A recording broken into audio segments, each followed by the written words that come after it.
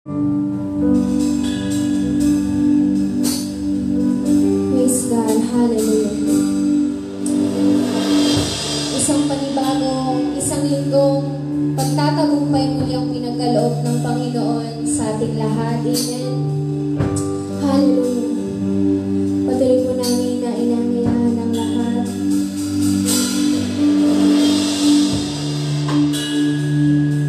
Ating pasalamatan ang Panginoon sa mga praise you, Jesus.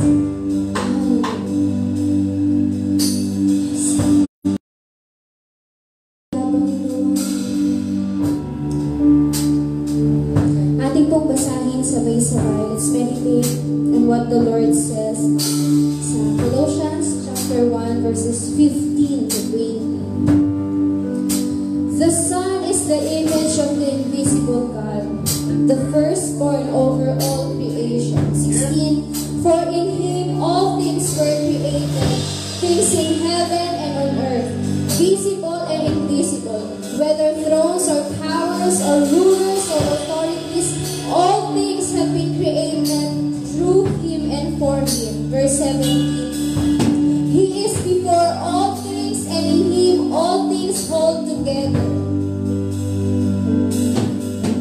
And He is the head of the body, the church. He is the beginning and the firstborn from among the dead, so that in everything He might have the supremacy. For God was pleased to have all His fullness dwell in Him, and through Him to reconcile to Himself all things, whether things on earth or things in heaven, by making peace through His blood shed on the cross. Amen. Hallelujah. Let's celebrate Jesus, the center of all creation, the center of His people, the center of His church. Let's celebrate Jesus, the author and the perfecter of our faith. Purihin ka, Panginoon, be the center of it all, Lord Jesus. Touch every heart, touch every soul, Lord. Remind us, Panginoon, remind us, Lord.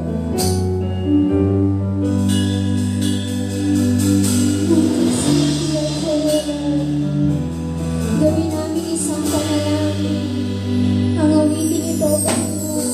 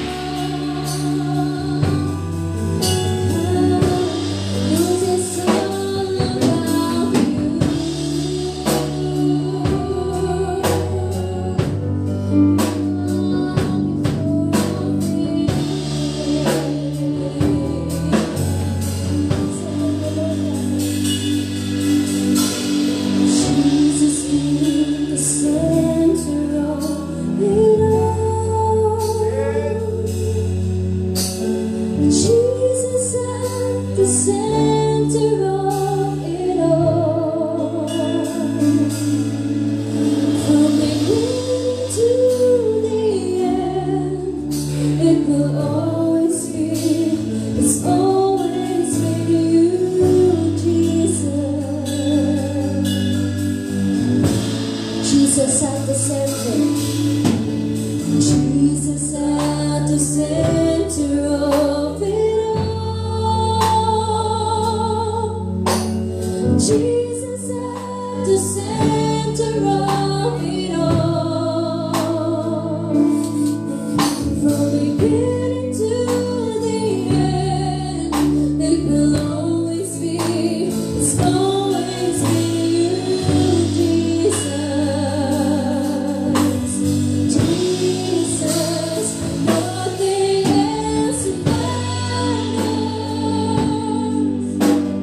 Nothing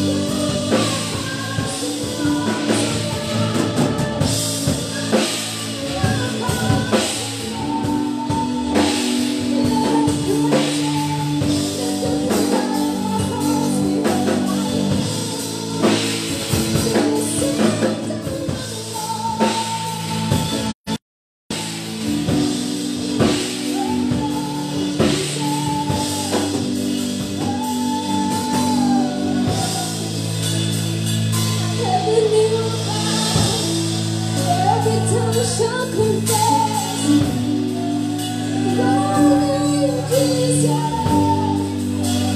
The highest name, the name above every name, the name above every name, Jesus.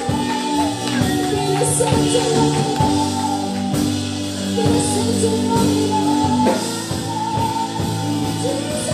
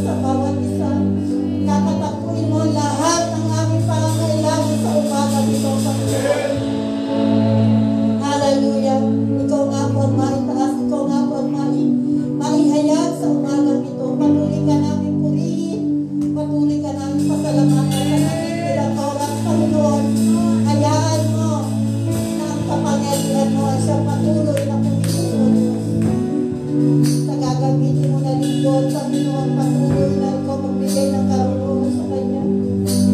Patuloy na ikaw magpalakas sa kanya, O Diyos. Patuloy na mahihayag niya, Panginoon, ang iyong mga salita, maging kalakasan ng bawat isa sa lahat ng aabutin, Panginoon, ng tinig, O Diyos, na nagmumula sa iyo. Purihin ka, Panginoon. Purihin ka, O Diyos, napakabuti mo, napakabuti mo. Napakabuti mo dahil ganito kami. Napakabuti mo dahil binigyan mo kami lagi, Panginoon, ang pagkakataon na magamit mo at makinig ng salita, Panginoon. Purihin ka, O Diyos. Sa iyo po ang umagang ito. Ikaw lamang, Panginoon, ikaw lamang na siya maitaas. Dakila ka, O Diyos, dakila ka, hallelujah. Pagpuli at pasasalamat ay para sa iyo lamang, Panginoon, sa umagang ito. Amen, amen, hallelujah, hallelujah.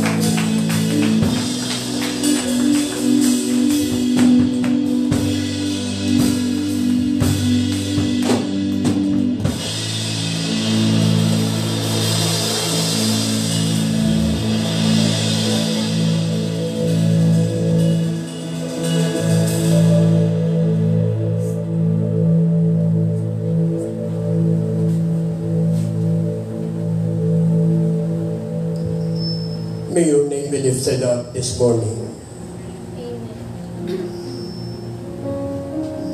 You are worthy to be exalted, Father.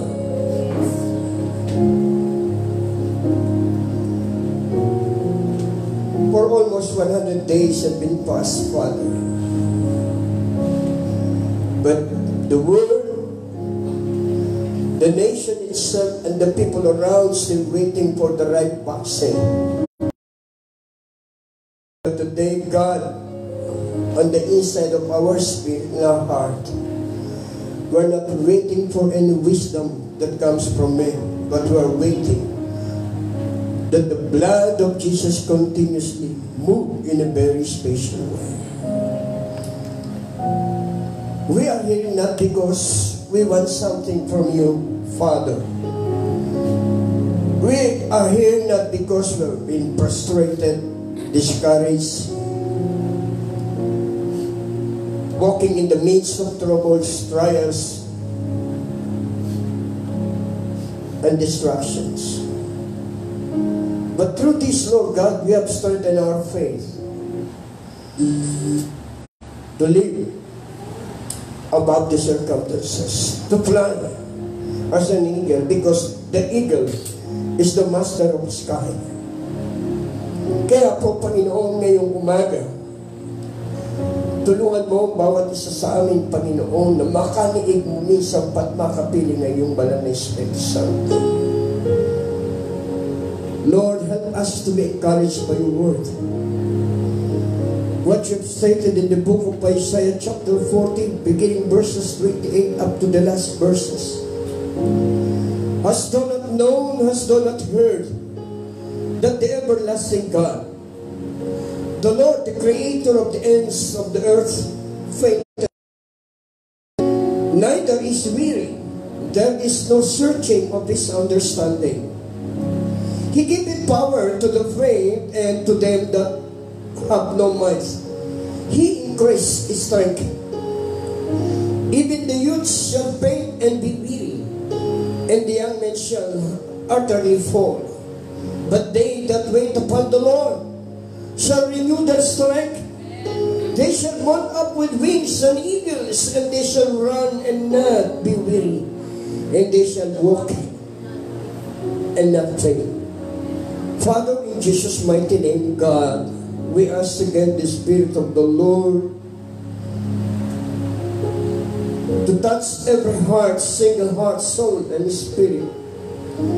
And those who are around listening and watching this FB live telecast, we honor you, Father, for the remaining hours. Salamat po, Panginoon, dahil alam namin walang ibang pag-uusapan sa araw nito kundi ang iyong salita na siya magpapalakas ng aming pananampalataya ngayong umaga. We thank you, Lord God. We give you all the praises, the glory, and honor belongs to you. In Jesus' mighty name. Amen and amen.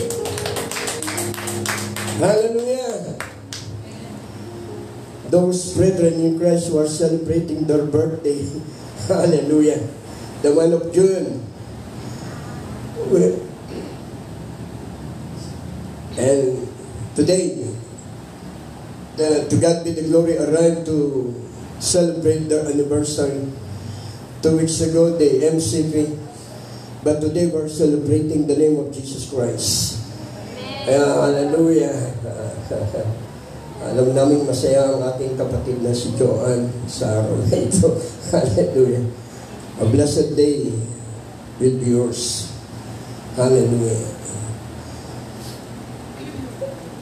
Let me give you the eye-opening about this passage, the son of consolation or the son of encouragement. But I would like to give you an eye-opening particular about this consolation and encouragement. The background of this is in the book of Isaiah chapter 40 verses 1 to 10. We call this a letter of hope or a letter of encouragement to all the Jews and Israelites. They have been guilty of doing something worse before God. Kaya yung mga larawan po mula sa talatang 1 hanggang 10 ay nagbigay sa kanila ng isang mga paalala na ang kanilang mga kasalanan ay nagkaroon ng kapatawaran at ang buhay na hinaharap ay nagkaroon ng panibagong kalakasan. That letter intended only for the Jews who disobeyed for many years, centuries ago, and even up to present day. Still many Israelites they don't believe in the Messiah or even the Lord Jesus Christ. Those who are with young sons and daughters, verse 11, I would like to start from this. Isaiah chapter 40, verse 11. And for you ministers of the world, called by God, chose by God, appointed by God, selected by God, to preach, to share the gospel, reading in the book of Isaiah chapter 40 verse 11, he takes his flock like a shepherd. He gathers the lamb in his arms and carries them close to his heart. He gently leads those that have young. Siya panglipat po those who are with young. Ayon sa Tagalog, papatnubayan ang tupang may supling. And if you are still in the ministry of sharing, evangelizing the word, preaching the gospel of salvation, God is expecting all the ministers who have been called by God to have a young sons and daughters.